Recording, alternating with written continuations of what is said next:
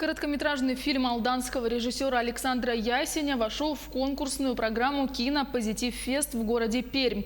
Молодежный фестиваль позитивного кино соберет начинающих кинематографистов со всех уголков страны и стартует уже в эти выходные. Как заявляют организаторы, главной целью площадки станет возрождение забытых жанров кино. Работа якутянина прошла отбор благодаря участию в проекте «Кинокампусе Мувстар».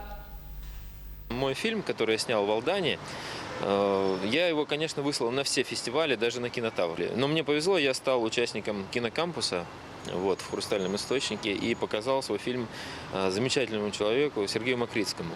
Вот это наш художественный руководитель. И он, конечно, разнес мой фильм в пух и в прах. В результате от 16 минут осталось 10.